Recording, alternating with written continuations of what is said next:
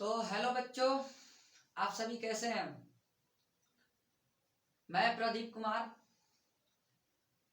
आज हम सब क्लास 10th का जो पहला लेसन है वास्तविक संख्याएं उसे पढ़ेंगे।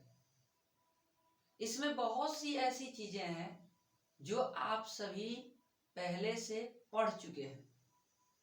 थोड़ा सा गले में हमारे प्रॉब्लम है, दिक्कत है, तो आवाज शायद थोड़ा सा फट कर जाए।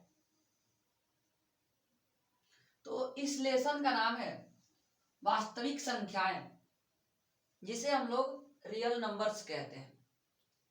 इसमें लगभग छोटी छोटी चीजें हैं और ऐसी चीजें हैं जो आप सभी पहले से ही पढ़कर आए हैं। तो सबसे पहले हम लोग पढ़ेंगे वास्तविक संख्याएं होती क्या है, इसके बारे में। तो बाबू लोग, आप सबको समझना है कि परिमेय संख्याएं और अपरिमेय संख्याएं, मतलब परिमेय संख्या और अपरिमेय संख्या से जो मिलकर बनता है ना, उसी संख्या को हम क्या कहते हैं, वास्तविक संख्या कहते हैं। फिर आप लोग सोचिएगा कि परिमेय संख्या अपरिमेय संख्या क्या है। तो हम अभी थोड़ी देर के बाद आप सबको परिमेय और अपरिमेय के बारे में बताएंगे, लेकिन पहले इतना समझना है कि परिमेय संख्या और अपरिमेय संख्या से बनी संख्या को क्या कहते हैं, वास्तविक संख्या कहते हैं। हमने यहां लिखा भी है, परिमेय संख्या प्लस अपरिमेय संख्या मिलकर क्या होता है, वास्तविक संख्या। इसे आप लोग सजाकर अपने कॉपी में लिखिएगा कि वैसी संख्या जो परिमेय संख्या और अपरिमेय संख्या से मिलकर बनी हो उसे वास्तविक संख्या कहते हैं।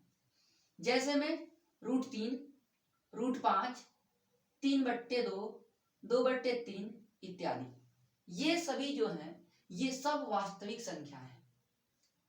ठीक है। इसमें जो √3 है, √5 है, ये अपरिमेय होता है।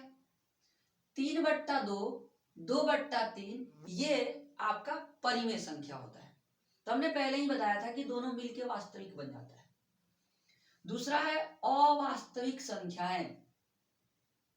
वास्तविक में हम लोगों ने पढ़ लिया।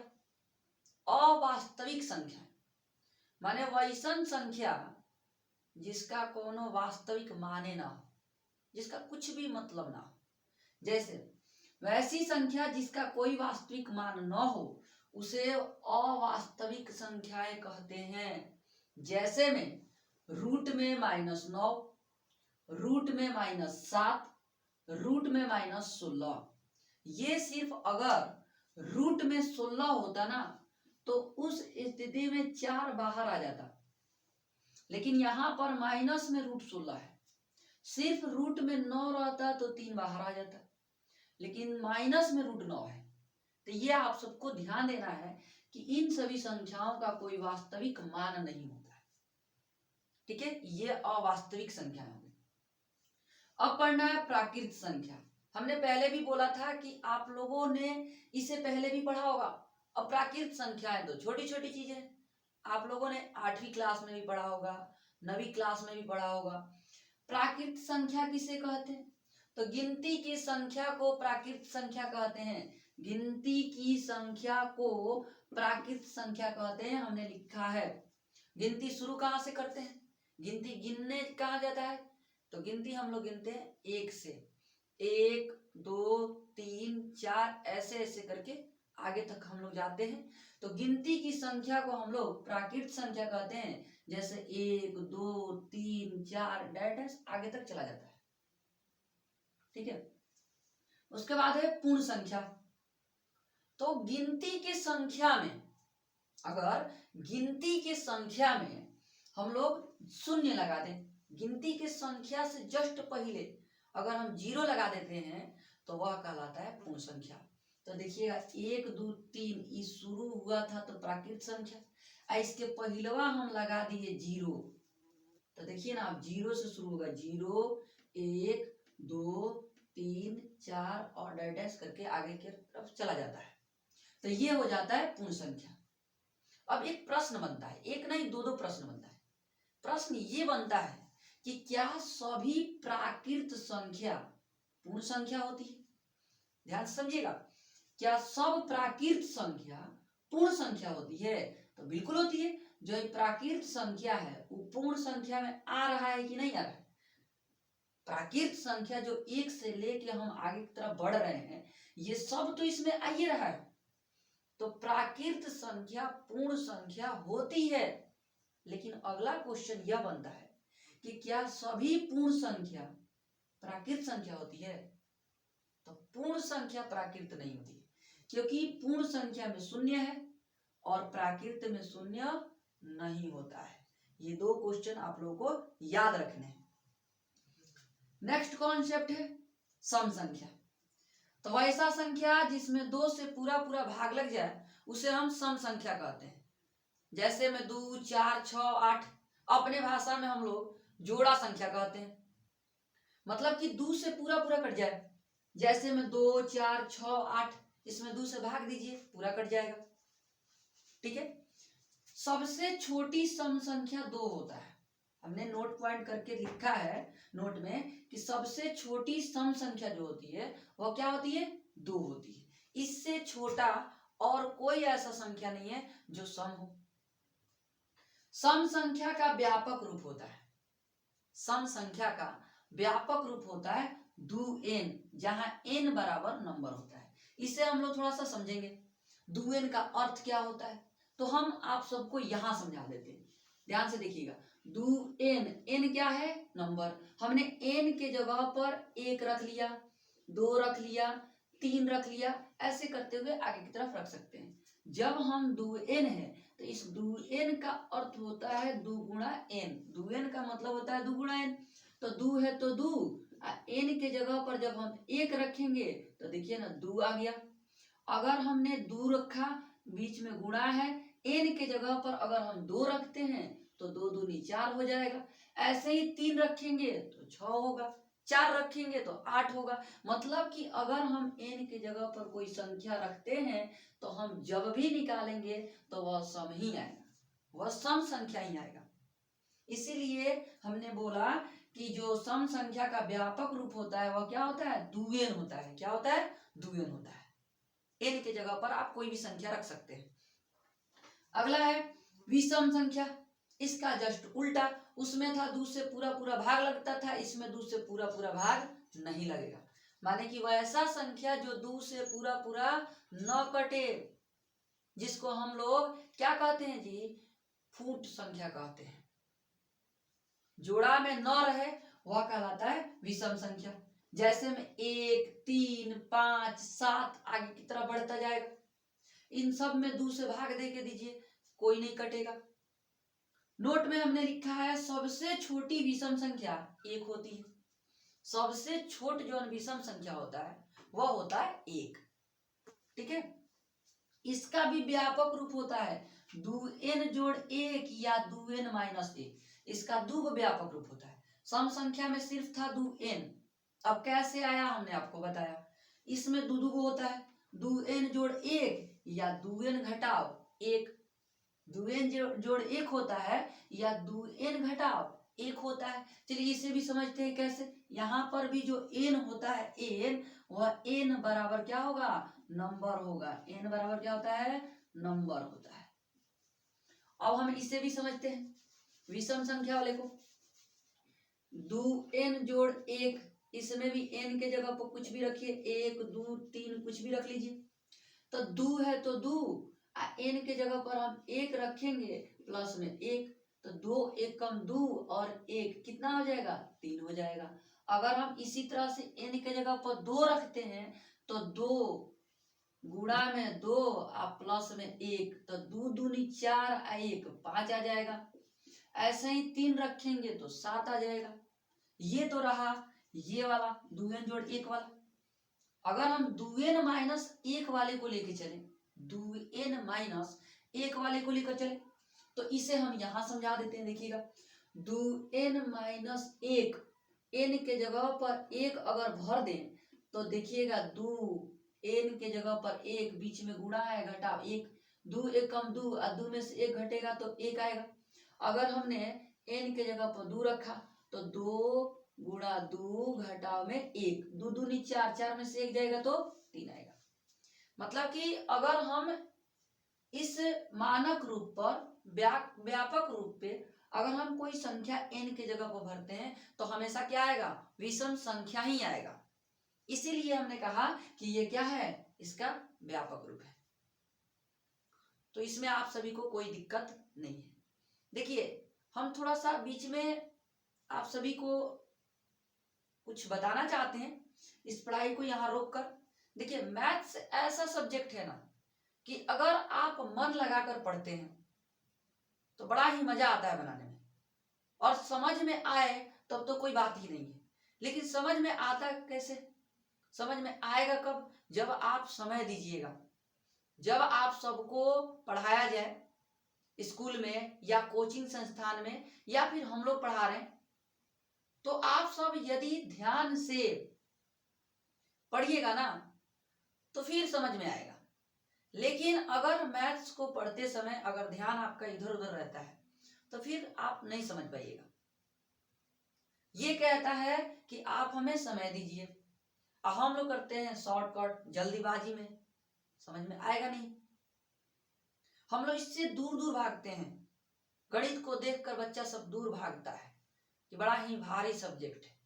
ये बहुत ही आसान सब्जेक्ट है अगर आप समझे तो, कोशिश करें तो ये आप सबके ऊपर निर्भर करता है कि आप लोग कैसे इस पर ध्यान दें। खेलने के टाइम आप सबका फोकस सिर्फ खेल पे होता है, वैसे ही पढ़ने के टाइम सिर्फ आप सबका जो फोकस है, ध्यान जो है वो सिर्फ पढ़ाई पे होना चाहिए, तब जाके आप सबको पढ़ाई समझ में आएगी। तो हमने विषम संख्या तक पढ़ा दिया।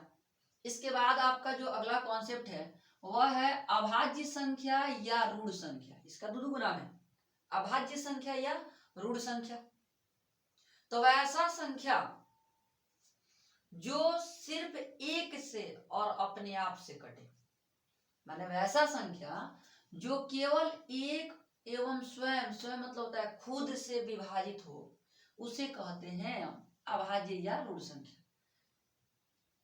इसमें नोट पॉइंट लिखे कि दो एकमात्र सम अभाज्य संख्या है, माने दो ऐसा संख्या है जो अभाज्य भी है और सम भी है। इसके अलावा और ऐसा कोई संख्या नहीं आएगा जो सम भी हो जाए और अभाज्य भी हो जाए।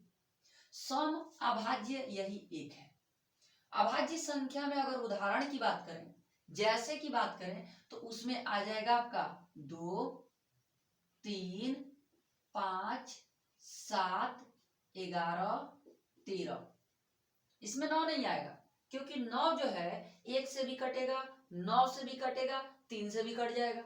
और हम लोग क्या पढ़ रहे हैं कि वैसा संख्या जिसमें सिर्फ 1 से आप खुद से भाग लगे, जो एक और स्वयं से विभाजित हो, उसे कहते हैं हम अभाज्य या ऋण संख्या। जैसे में 2, 3, 5, 7, 11, 13। इसमें जो 2 जो है ये सम भी है और अभाज्य भी है। इसके बाद ऐसा कोई सम संख्या नहीं आएगा जो अभाज्य होगा। भाज्य या यौगिक संख्या, दूसरा आपका जो नेक्स्ट कॉन्सेप्ट है वह है भाज्य या यौगिक संख्या।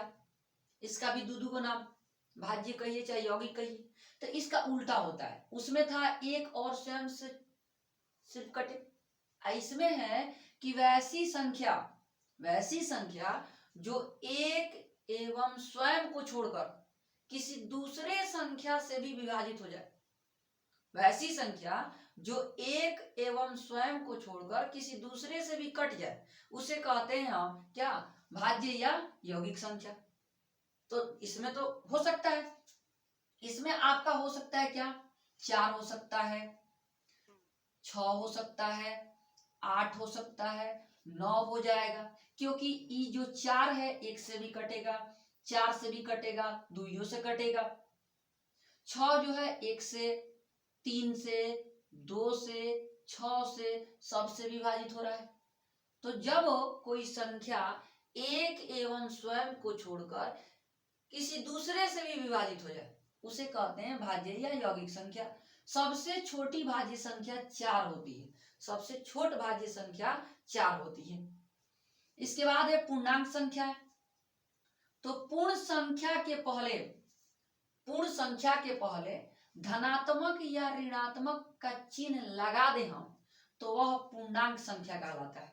जैसे पूर्ण संख्या जो है, यह जो पूर्ण संख्या है 0, 1, 2, 3, 4 डैश, इसी के पहले अगर हम चिन्ह लगा दे प्लस का या माइनस का, तो ये आपका पूर्णांक कहलाता है। जैसे -5, -4, -3, 2 प्लस में, 3 प्लस में, 5 प्लस में, इन सभी के पहले प्लस का चिन्ह छुपा है। यहां पर एक प्रश्न बनता है कि क्या 0 धनात्मक है कि ऋणात्मक है, 0 प्लस में है कि माइनस में है। तो देखिए 0 दोनों में रहता है, इसे आप प्लस भी कह सकते हैं, माइनस भी कह सकते हैं, इससे कोई असर नहीं पड़ने वाला है। तो पूर्ण संख्या के पहले धनात्मक या ऋणात्मक का चिन्ह लगा दें, तो यही क्या कहलाता है, पूर्णांक संख्या कहलाता है। क्या कहलाता है, पूर्णांक संख्या कहलाता है। इसके बाद है परिमेय संख्या। परिमेय संख्या हमने पहले भी बोला था वास्तविक संख्या का डिफिनेशन में कि परिमेय और अपरिमेय से मिलकर जो बने उसे वास्तविक कहते हैं। अब आ रहा है कि परिमेय किसे कहते हैं। तो वैसी संख्या जो p/q के रूप में हो तथा q नॉट इक्वल टू 0 हो, तो उसे परिमेय संख्या कहते हैं। जैसे अगर हम कहें 2/3, तो देखिएगा ऊपर वाला को हम p कहेंगे, नीचे वाला को q कहेंगे। तो यह जो है p/q के रूप में है, लेकिन एक और कंडीशन है कि q नॉट इक्वल टू 0, मतलब q के जगह पर 0 नहीं होना चाहिए। अब q क्या है, नीचे वाला है, नीचे वाला को हर कहते हैं। क्या कहते हैं, हर कहते हैं। नीचे वाला 0 नहीं होना चाहिए। अगर हमने -5/3 लिखा, तो ये भी आपका क्या है, परिमेय संख्या है, क्योंकि ऊपर वाला p हो जाएगा, नीचे वाला q हो जाएगा। नीचे 0 नहीं होना चाहिए। 2/7, 3/8, ये सब परिमेय संख्या है। यहां पर हमने नोट करके लिखा है शून्य परिमेय संख्या है। अगर हमने शून्य लिख दिया, 0, 0, तो ये परिमेय संख्या है, क्योंकि इसके नीचे 1 है, इसके नीचे 1 है। तो ये जो है ऊपर वाला p हो गया, नीचे वाला q हो गया। तो नीचे 0 नहीं होना चाहिए q की जगह पर, इसीलिए हमने लिखा है कि शून्य भी एक परिमेय संख्या है। अब जाकर आप सबको समझ में आया होगा कि ये जो है ना परिमेय संख्या, यहां पर हमने पहले बताया था ये है क्या। तो सभी परिमेय संख्याएं वास्तविक संख्याएं होती हैं, क्योंकि परिमेय और अपरिमेय ही मिलकर वास्तविक बनता है। तो हमने परिमेय भी पढ़ लिया। अगला कॉन्सेप्ट है अपरिमेय संख्या। इसका भी बात हम लोग पहले ही किए हैं। अपरिमेय संख्या आया था वास्तविक संख्या। तो ऐसा संख्या जो p/q के रूप में न हो उसे कहते हैं अपरिमेय संख्या। जैसे √2, √3, पाई इत्यादि। पाई का जो मान होता है 22/7, ये आपका परिमेय संख्या है, लेकिन जो पाई है ना, ये परिमेय संख्या नहीं है, ये अपरिमेय संख्या होता है। तो अब आप सबसे हम पूछते हैं कि क्या 2/3, 5/3, 2/7, 3/8, √2, √3, ये सब वास्तविक संख्याएं हैं। तो ये सब वास्तविक हो जाएगा, क्योंकि परिमेय और अपरिमेय मिलकर ही क्या बनाता है, वास्तविक बनाता है। हमने पहले ही आप सबको बोला था कि परिमेय और अपरिमेय मिलकर क्या बनाता है, वास्तविक संख्या बनाता है। तो जितना भी बेसिक था, जो हम सब का मूलभूत चीज था मैथ का पहला लेसन वास्तविक संख्याएं का, उसे हमने पढ़ा। जो अगला टॉपिक है किताब के अंदर का, वो प्रश्न हो या 2-4 चीज और हो, वो हम अब नेक्स्ट वीडियो में आप सबके साथ शेयर करेंगे। आज के लिए इतना ही। जय हिंद, जय भारत।